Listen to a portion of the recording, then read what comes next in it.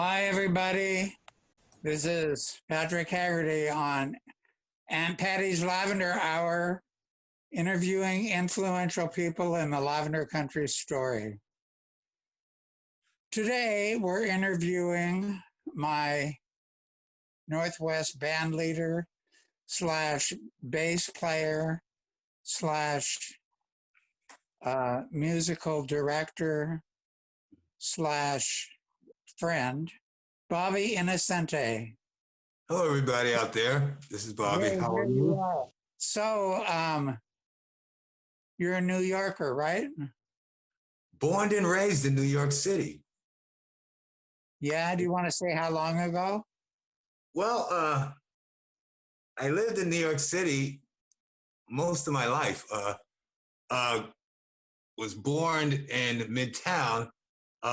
Grew my early years. I lived in Harlem, but I remember growing up mostly in the Bronx. Oh, you grew up in the Bronx with Yes. your mom and a couple of brothers and sisters. Is that right? Yeah. I have two siblings, an older sister and a younger brother. Uh, actually, my brother, who still resides in New York. My sister currently is living in Pennsylvania outside Philadelphia. Okay. And so I understand your mother was very influential in your musical development. Is that true? Very influential. Matter of fact, she stood by me as I made noise in my mother's apartment growing up with my electric guitar and my friends. So yeah, she was very supportive. When did you start playing guitar? I was 10 years old when I seen the Beatles perform on the Ed Sullivan Show. Oh, I And remember that. That was a milestone. that was a milestone, and it promoted me to want to pick up a guitar and play and grow my hair long and make the girls scream. So that was my first inclination on wanting to play the guitar. Have you been at it ever since? Yes, I have. I've been playing. Geez, I say more than 50 years. Yeah. Well, tell me a little bit about your teen years. Well, teen years, I grew up in a housing project in the Bronx. Uh, as a teen, I bounced around from neighborhood bands and stuff, picking up music as I went along and stuff. It wasn't until I was, say, 16 or 17 when I got my first professional break. What was it? It was a group called Little Anthony and the Imperials. They were an R&B recording group, were famous in the 50s, had a bunch of hit songs back then, and I got the opportunity to play with them. That was sort of my first introduction to playing professional music. What were they doing? Rock and roll? Uh, you want to call it rock and roll? I would say it's like R&B, sort of doo-wop of the time. It didn't last very long, but it was my introduction to playing professional, actually getting paid to play. Oh, you mean you actually got paid, huh? Actually got paid, yeah. Yeah, that was my first opportunity to play in the big leagues, so to speak. So, who were your major influences when you were a teenager? Well, they varied. Back then, I listened to a lot of AM radio, and so coming up in New York, you had the British invasion, of course, and you had Motown, and you had stuff like the Four Seasons, the Beach Boys, and stuff. So I enjoyed all of that stuff. Anything that Yeah. had a guitar in it, I loved it. Did you you were into the Beach Boys too? Yeah, I liked them because they had that great harmony to them stuff. Oh, they did have And some great harmonies. any group that had an electric guitar back then, I liked them. You went on to play with a lot of different groups, right? Well, after my short and I wouldn't want to say successful stint with Anthony and the Imperials, I played with Black Ivory. They were a teenage group up and coming in the early 70s, sort of like slow R&B, like the Stylistics, the Spinners, the Delphonics at that time. And I started playing and recording with them. I moved to Philadelphia, got to play with a lot of the Philly groups, the OJs, the Spinners, Stylistics, all the smooth R&B groups of the 70s. Were you on a bandstand? We got to go on Bandstand. Back then, there was a couple of television shows. There was, of course, the Bandstand, and there was the Georgie Wood Steel Pier show, which is now Atlantic City, but it used to be a show that used to come from Atlantic City. And, of course, Soul Train. So I got to, you know, get to go on those shows and stuff, and it was a lot of fun. I mean, a lot of those groups at the time, I was fortunate enough to play with them during their heyday, so which was fun. Yeah, I bet. Got to do a lot of traveling and stuff, so that was great. Didn't you do some European tours? Early on, yeah, we did some stuff. You went to Europe? Went to Europe. We went to the Far East and stuff. It was fun. It was at the time. It was a great time for music. Where'd you go in the Far East? We went to Japan, Singapore. We also did Korea. Didn't you go to South Africa once? We did. One time we got to play in Johannesburg, as a matter of fact. Who were you with? Who were you playing with then? Oh, it was a big fest. I can remember groups like Casey and the Sunshine Band, Earth, Wind, and Fire.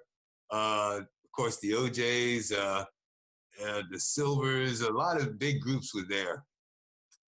And that's, matter of fact, it's an interesting tour because when I had went, we played in a stadium that had a revolving sort of stage, and we noticed that it was a segregated crowd. And when I was asked about it, one of the natives told me apartheid. And before that, being an American, I had never heard the word before. So it was interesting to see that. Yeah, really. That was a new level of Jim Crow.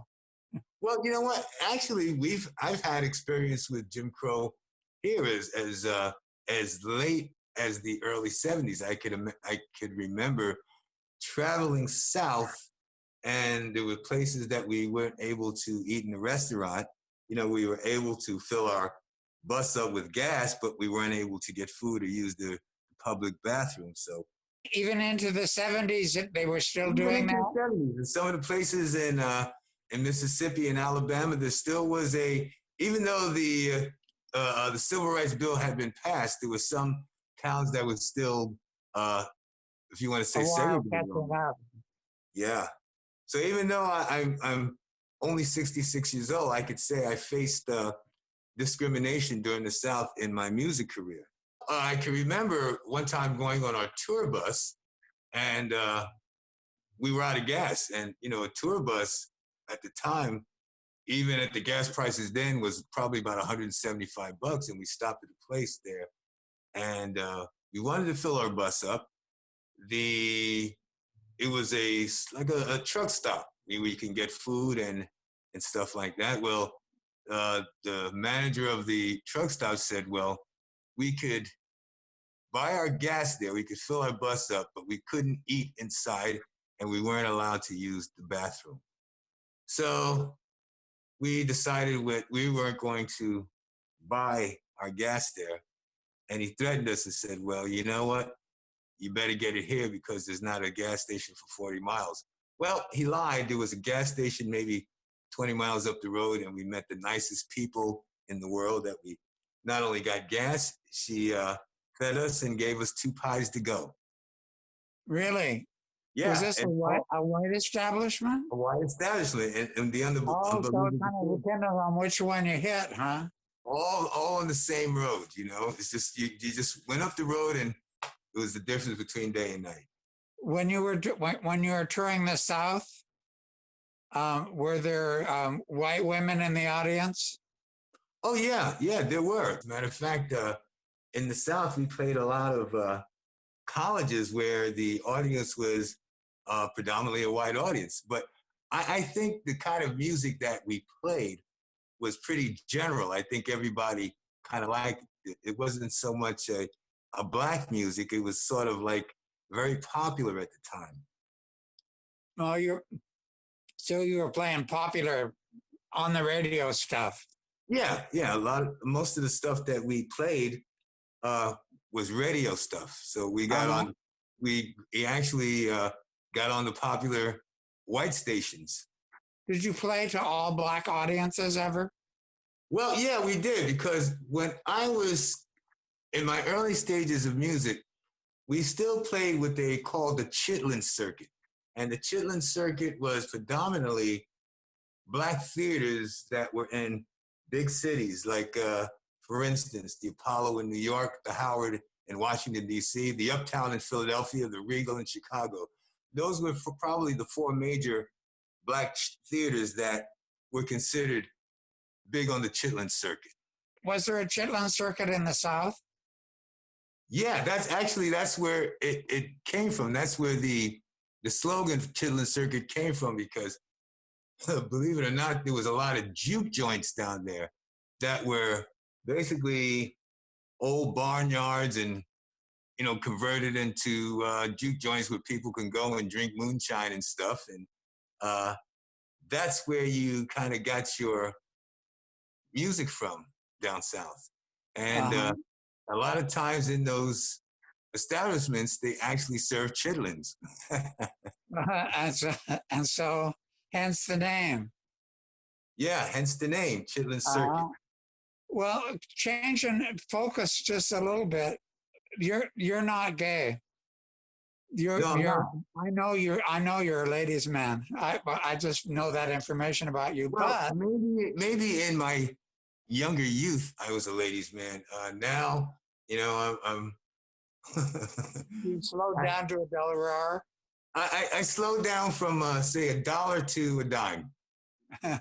Okay, but here's the thing about that. Um, you divested yourself of homophobia early on. Like you were way past all that when I met you. So how did that happen? Didn't you play in some gay baths or something in your youth? No, I didn't play in gay bands, but growing up, I had uh, friends that were of the gay of persuasion, both men and women. So Uh-huh. it never bothered me. I was always secure in my sexuality. I loved them as friends. They were just people. They just walked to a different drum than I did.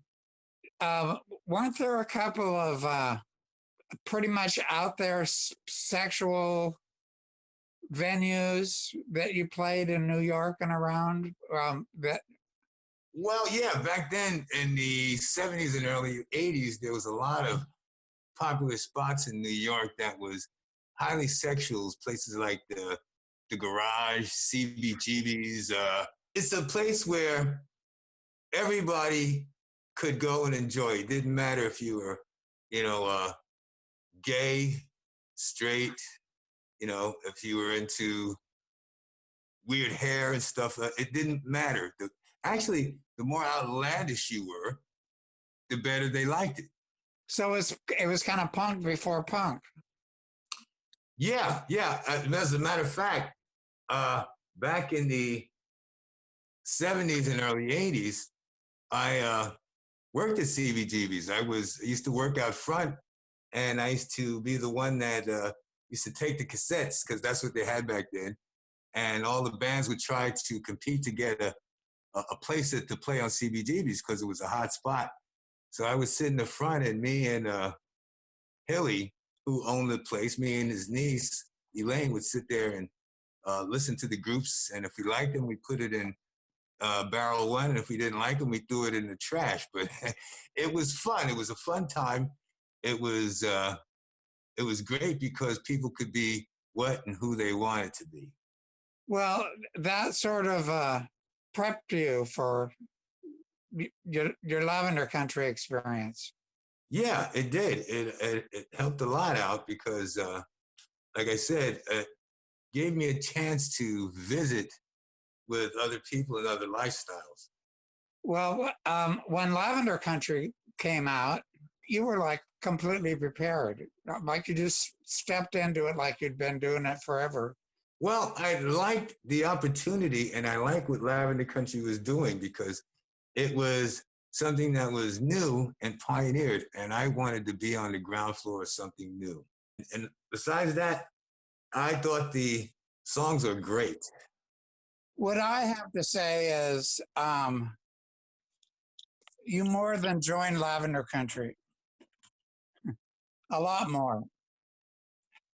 I would never have been able to do what I did with Lavender Country if it hadn't been for you. You jumped in, you turned into my band leader, you pulled a band together. We rehearsed our asses off before we ever did anything. You pulled everybody together. You had the skills and the determination to turn Lavender Country into a pro operation. Well, thank you, Patrick. I appreciate that. Those are very kind words. But I'll tell you, I couldn't have done it alone. It was with the great musicians that I had to work with Lavender Country. Guys like Jack Moriarty, Zach Grayson's, the Sapsuckers, just a bunch of people. I could just go on with names. And that helped me because of their musicianship. It made things easier for me to do the Lavender Country stuff. Yeah. So why don't you try and do a little guitar work for us? Well, okay. Let me see what I got here.